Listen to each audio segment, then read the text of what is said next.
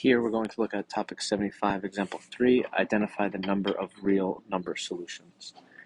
How can you determine the number and type of roots for a quadratic equation? And they tell us to graph each equation, then use the quadratic formula to find the roots. So we already have these graphed and we're given each quadratic equation. So what I want to do is I just want to quickly go through the quadratic formula. I'm not going to go into too much detail on kind of the numbers behind it. We'll just get into a discussion about the types of solutions. So in this first example, if I was to use the quadratic formula, I would have x is equal to, right, I have my a values, so a is 2, b is -7, and c is 3. So I'd have x is equal to -7 plus or minus -7 squared minus 4 times 2 times 3. Again, I'm not going to go into great detail with where those numbers are coming from, or we know where those numbers are coming from, but I'm going to kind of quickly go through the substitution part. I want to discuss the types of solutions. If I was to simplify this, again, I'm going to save some time here. All of this inside would work out to be 25, and that would all be over 4. Okay, so for a moment, we're just going to stop there.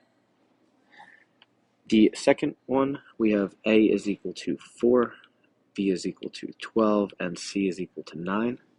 And the third one, a is equal to 1, b is equal to, and c is equal to 2.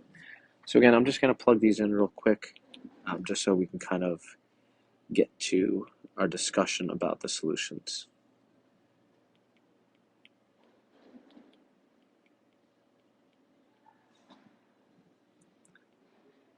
The explanation of how to solve these was in the last video, so just go by that if you're not sure where a lot of these numbers are coming from.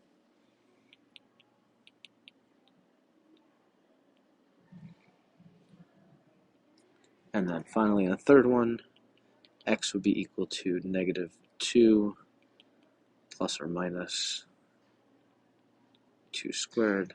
That is 4 times 1 times 2 over 2 times 1.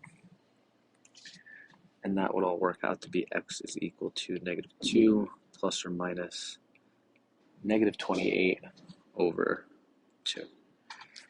Okay, so what I'm concerned with here is I'm looking at the number on the inside.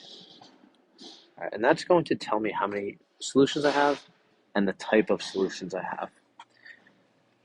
And we'll get into a little bit more detail on what's going on there.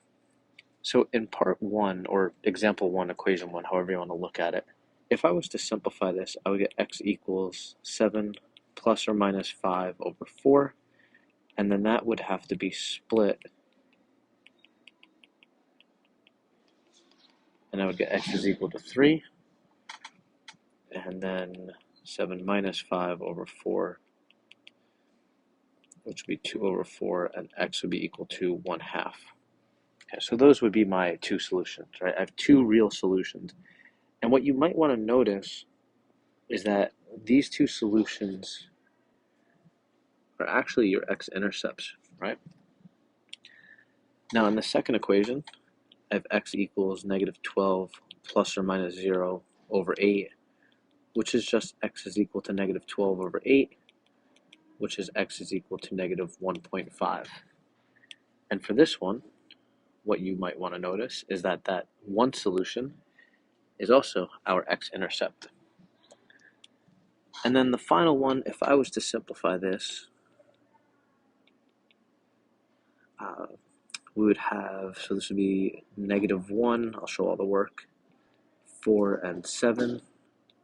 So x equals -2 plus or minus 2i radical 7 over 2, which will then reduce to -1 plus or minus I radical 7. So both of my solutions are complex numbers, or non-real solutions, right? Because they both have I. And if you notice in our graph, we don't have any x-intercepts. Right, so if you go back up here, there's no x-intercept. And what happens, let's say you didn't have the graph, if you have a negative number inside your square root, what will happen is both of your solutions are going to be complex numbers, which means they do not cross the x-axis. There is no x-intercept. In the second example, this middle one here, if your inside the radicals is 0, that means we're only going to have one solution because the plus or minus doesn't really affect anything. And that's when your equation or your graph touches the x-axis but never doesn't cross it, right? We're not going to wind up crossing it. Our vertex is right on the x-axis. And if we go back to our first one, if we have a positive number inside the radical, now this one worked out quite nicely, but even if it was not a perfect square, so let's say it was 27 or it was 10 inside, you would still have two solutions as long as that number on the inside is positive. You're going to have two x-intercepts and two solutions.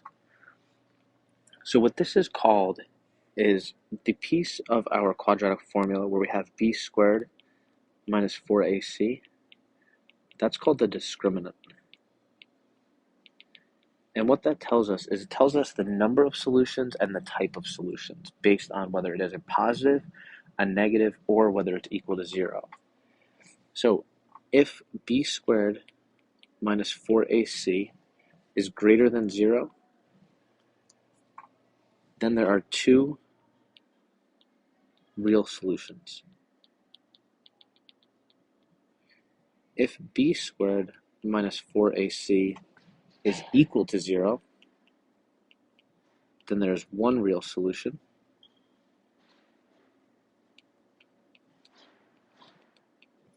And if b squared minus 4ac is less than 0, then there are two non-real solutions. Okay, or two non-real roots. So you can look at the word solutions. You can also say roots.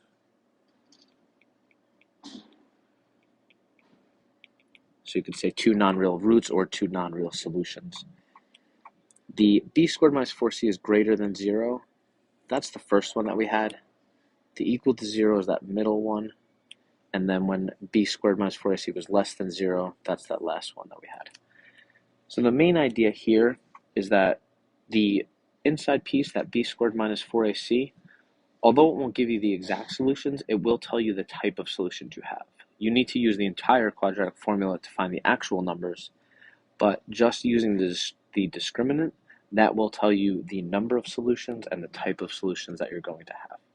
So be familiar with the b squared minus 4ac. You're going to use it quite frequently, and it'll just help you kind of keep you on track with graphing and finding out how many solutions you have.